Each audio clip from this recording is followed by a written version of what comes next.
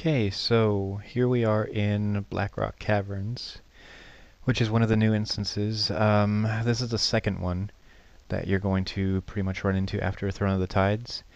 And for the most part, this is one of the most difficult instances so far, just because it requires a little bit of thinking and a little bit of coordination. This pull right here, you have to pull all of the mobs before you pull the boss, otherwise he's going to call for help. And you're going to end up pretty much dead on the floor.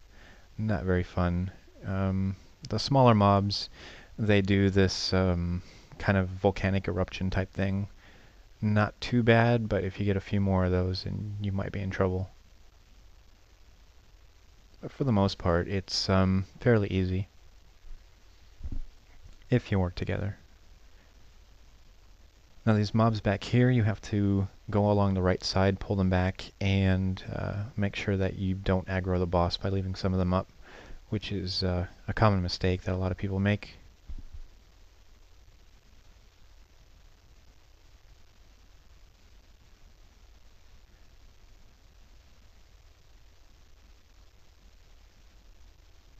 Now you're going to notice that a lot of the groups are going to change because we lose people along the way, and there may be a couple cuts here and there.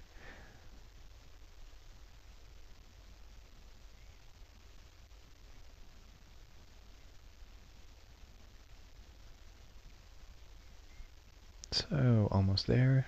Still clearing stuff up. Wait for the boss to pat back and forth.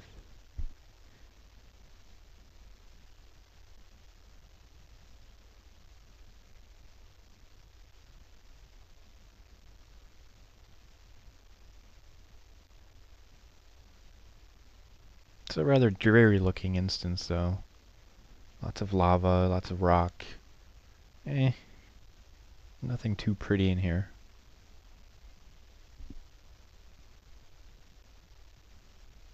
Okay, so we've killed pretty much everything in the room. Got that little guy left. Get him out of the way real quick.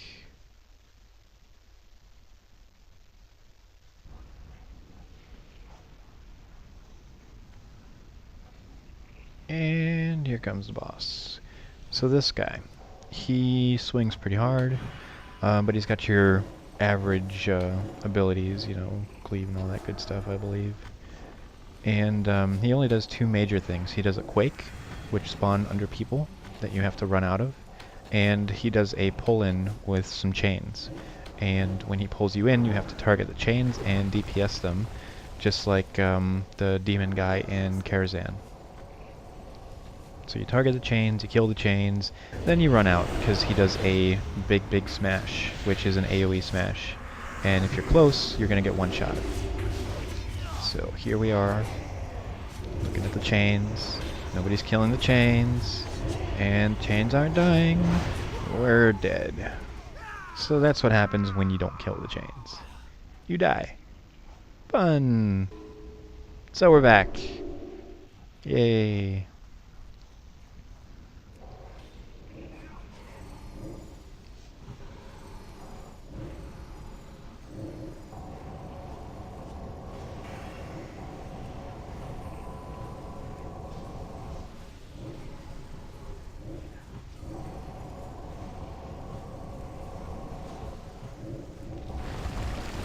There's the quake.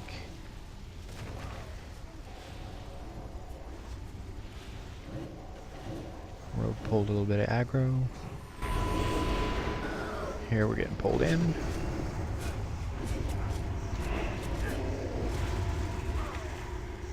Alright, good job. Now, everybody runs out. He does his smash. And everybody runs back in.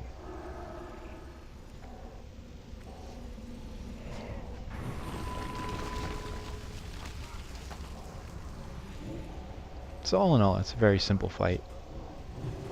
It just takes a little bit of brain cell to realize that you shouldn't stand in the stuff that's rumbling underneath you.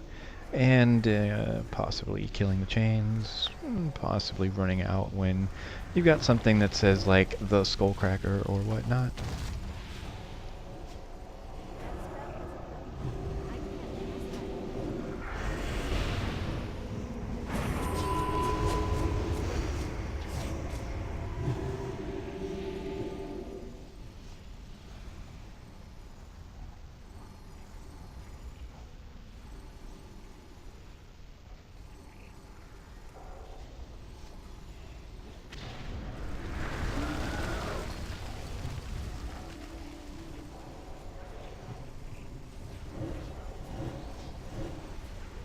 This is a rather boring fight. Not much going on.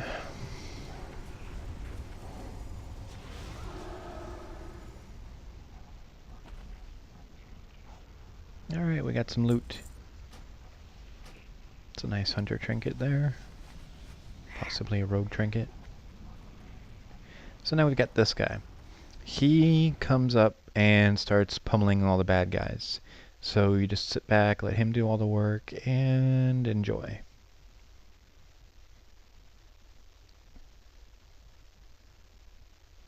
I haven't actually tried jumping off this bridge, but I'm fairly sure that if you do fall off, then you're toast. Okay, so we got 2 more of these fire guys that do the eruption type of stuff. Should interrupt their cast if possible, because otherwise that happens and lots of AoE damage. And we got these big guys. Now, these big guys have a special ability called, I think, Shadow Strike, but it hits for quite a lot. It'll take the tank to about half health right there if it doesn't get interrupted. Here you can see what happens when you pull this group and then the big guy comes in and starts cleaving people and shadow striking people. And if you noticed, our group makeup has changed a little bit since we started. A lot of people seem to be impatient and, you know, one wipe and then they're like, alright, I'm done. No longevity in this.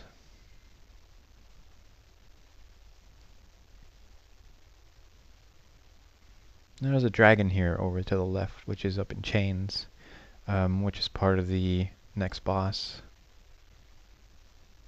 Basically, it's a Karazhan style-like boss again, with Nether Spite. You have to block the beams with your actual bodies, which we're explaining here in Say Chat. But basically, we've got the 3 mobs in the front, and we've got the boss marked with the triangle. And our job is to split up.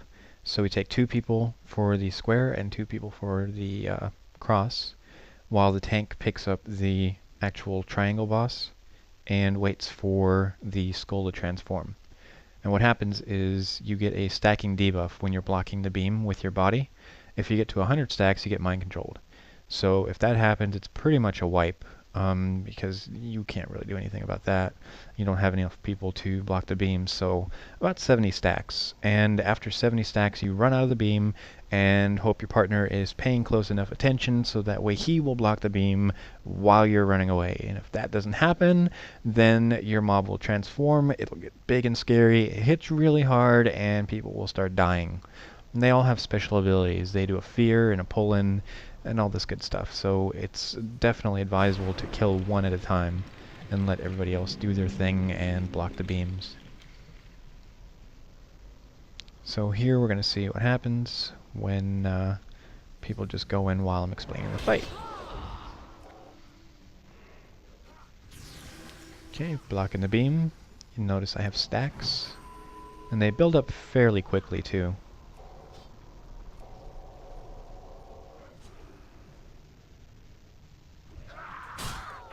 So, running out, 96 stacks, fairly close. And Skull is running around. Oh, and there goes the square because nobody blocked it. Now we got 2 big guys up and everybody's gonna die. Fun times. Okay, we're back. Blocking the beam. I'm out of the beam. My partner's in the beam. Skull is beating on me, but tank hopefully picks it up.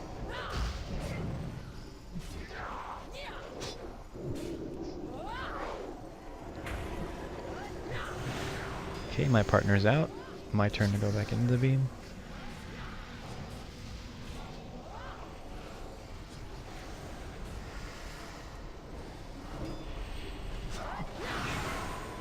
And there's that pull-in I was talking about, which is rather frustrating when you're trying to heal.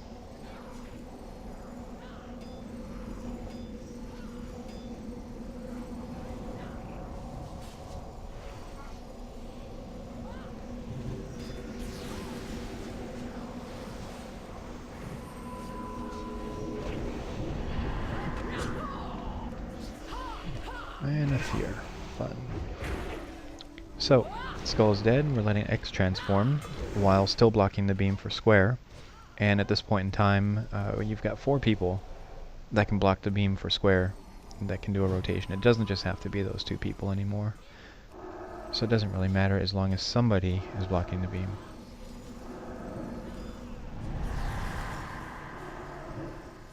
Should really use Fear Ward on this, huh?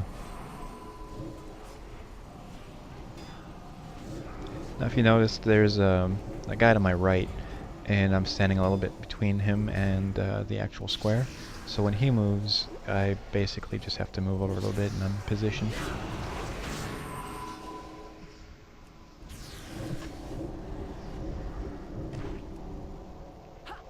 Okay, another one down.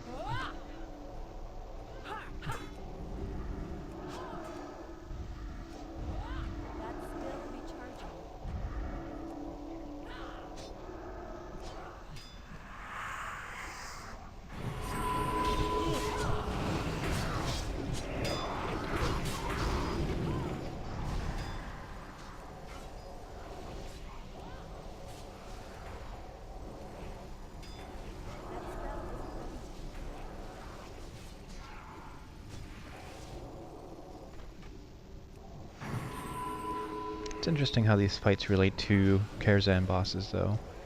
I guess it's interesting for people that have done them before and have experienced them before. They should have the knowledge on how to do these bosses without too much trouble.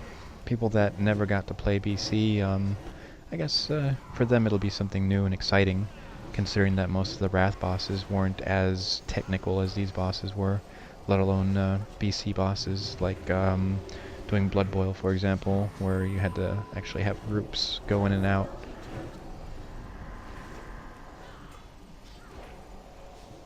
So I'm rather excited about the new mechanics. If the 5-man fights are like this already, then I can't wait to see what the raid fights are going to be like.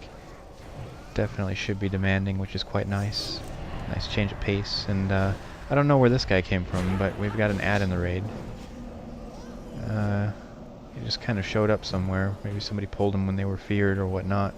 Marked him up with a moon. It's not too big of a threat though, it's just one guy.